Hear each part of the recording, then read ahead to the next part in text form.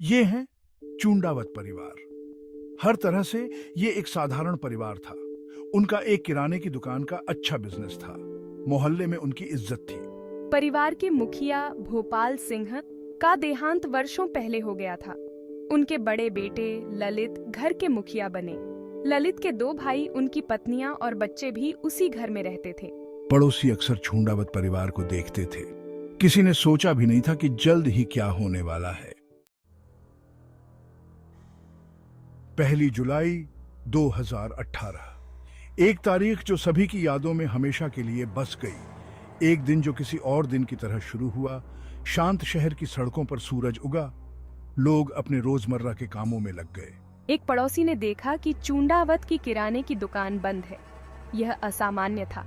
जैसे जैसे घंटे बीतते गए और दुकान बंद रही, पड़ोसियों के बीच चिंता बढ़ती गई। आखिरकार किसी ने हिम्मत जुटाकर घर में घुसने की हिम्मत की। उनका सामना जिस दृश्य से हुआ वह समझ से परे था। 10 लाशें छत से लटकी हुई, उनके चेहरे कपड़े से ढके हुए थे। एक 11वीं लाश बुजुर्ग महिला की दूसरे कमरे में फर्श पर पड़ी थी। ये खबर जंगल की आग की तरह फैल गई, जिससे समुदाय और उसके बाहर सदमे की लहर दौड़ गई। जैसे जैसे जांच आगे बढ़ी, एक परेशान करने वाली तस्वीर सामने आने लगी। ध्यान बड़े बेटे ललित पर गया। वो कुछ अजीब सा महसूस कर रहे थे। दृश्य, संदेश। उनका दावा था कि उनके मृत पिता उनसे बात कर रहे हैं, उनका मार्गदर्शन कर रहे हैं। ललित का परिवार, जो बहुत धार्मिक और अंधविश्वासी था, उसने उसका यकीन किया। उन्होंने उस पर भरोसा किया। वो मृत्यु के बाद की दुनिया से संपर्क करने का माध्यम बन गया। वो कहता था कि उसके पिता उन्हें समृद्धि दिलाएंगे, लेकिन एक कीमत चुकानी पड़ेगी। अनुष्ठानों की एक श्रृंखला, काम जो उन्हें करने ही होंगे। ललित ने इन निर्देशों को डायरियों में बड़े ध्यान से लिखा। अपने पिता के साथ हुई बातचीत का विस्तृत विवरण।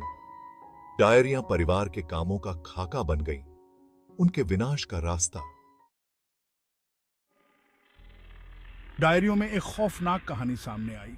ललित के पिता उसके जरिए बोल रहे थे, पूर्ण आज्ञाकार की मांग कर रहे थे। वो हर कदम पर हुक्म चला रहे थे। परिवार का जीवन इन रस्मों में डूब गया। उनका विश्वास, उनका डर आपस में गुंथे हुए। अनुष्ठान अजीब होते गए। इनमें मंत्रोच्चार शामिल था, उपवास, खुद को नुकसान पहुंचाना। परिवार विश्वास से अंधा मान गया। उनका मानना था कि वे एक आध्यात्मिक रास्ते पर हैं, मोक्ष का मार्ग। डायरियों से परिवार के भीतर एक पदानुक्रम का भी पता चला। चुने हुए व्यक्ति ललित के पास पूर्ण अधिकार था। उसकी बात कानून थी। उसके भाई, उनकी पत्नियां, यहां तक कि उसकी बूढ़ी मां तक उसके हर आदेश का पालन करते थे। वे उसके बनाए जाल में फंस गए थे। बुराड़ी मौतों ने भारत और उसके बाहर सदमे की लहरें भेज दी। एक पूरा परिवार इस तरह के कृत्य के लिए कैसे प्रेरित हो सकता है? ऐसा लग रहा था कि इसका जवाब विश्वास, भय और हेरफेर के जटिल तालमेल में निहित है। चूंडावत परिवार बहुत धार्मिक था। वे अलौकिक शक्ति में विश्वास करते थे। इसने उन्हें हेरफेर के प्रति संवेदनशील बना दिया।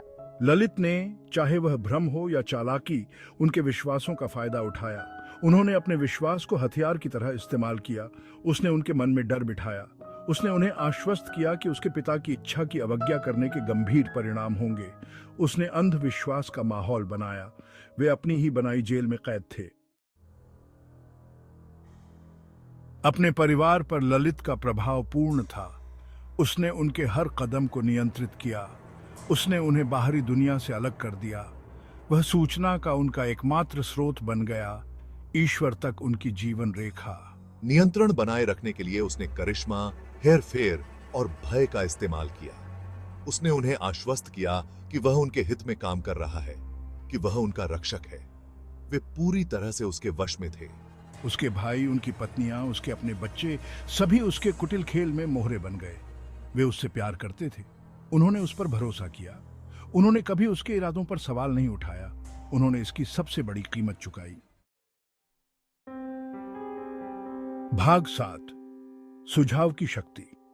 कुछ विशेषज्ञों का मानना है कि चूंडावत साझा मनोविकृति के शिकार थे।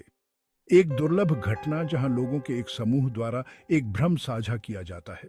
मेरे भ्रम उनके भ्रम बन गए, मेरी हकीकत उनकी हकीकत बन गई। अनुष्ठानों, डायरियों, विचित्र निर्देशों, सभी ने इस साझा भ्रम को बल दिया। वे एक बुलबुले में जी रहे थे, ललित द्वारा बनाया गया एक बुलबुला।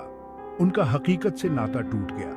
वे अपने ही विनाश में स्वेच्छा से भागीदार बन गए। प्रतिरोध की कमी, सावधानी पूर्वक योजना, त्रासदी का विशाल पैमाना, सभी एक शक्तिशाली मनोवैज्ञानिक पकड़ की ओर इशारा करते हैं। ललित ने होशपूर्वक या अनजाने में भ्रम का एक ऐसा जाल बुना था जो उनके निधन का कारण बना। भाग 8, सिद्धांत और अनुमान। यह खंड समय के साथ उभरे सिद्धांतों और अटकलों के असंख्य पहलुओं पर प्रकाश डालता है। बुराड़ी मौतें रहस्य में डूबी हुई हैं, एक ऐसा मामला जिसने जांचकर्ताओं और जनता को समान रूप से चकित कर दिया है। पुलिस ने इसे सामूहिक आत्महत्या का मामला बताया, लेकिन सवाल बाकी हैं। क्या यह वाकई आत्महत्या थी, या कहानी में दिखने से ज्यादा कुछ है, या यह कुछ और भयावह था? क्या कोई अंतर्निहित साजिश हो सकती है जिसका अभी तक पता नहीं चला है? भाग 9, एक घर जो हमेशा के लिए प्रेतबाधित है। बुराड़ी हाउस त्रासदी की एक खौफनाक याद दिलाता है। यह एक भयानक पर्यटक आकर्षण बन गया है। लोग ताकने आते हैं, फुसफुसाते हैं, उस त्रासदी का भार महसूस करने के लिए जो इसकी दीवारों के भीतर सामने आई। घटना के बाद से घर को कई बार किराए पर लिया गया और खाली कराया गया। किराएदारों ने अजीब घटनाओं की सूचना दी। अस्पष्टीकृत शोर, ठंडे स्थान, देखा जा रहा है ऐसा महसूस होना। ऐसा लगता है कि घर अपने अतीत से बच नहीं सकता है। बुराड़ी मौतें एक सतर्क कहानी बन गई है। विश्वास की शक्ति की याद दिलाता है, अंधविश्वास के खतरे और अनियंत्रित हेरफेर के विनाशकारी परिणाम। भाग 10, अनुत्तरित प्रश्न। साल बीत गए, लेकिन बुराड़ी मौतें आज भी लोगों को हैरान और डराती हैं। मामला खुला हुआ है, सिद्धांत बहुत हैं। हमारे चैनल को सब्सक्राइब करें और इस तरह की और कहानियों के लिए जुड़े रहें।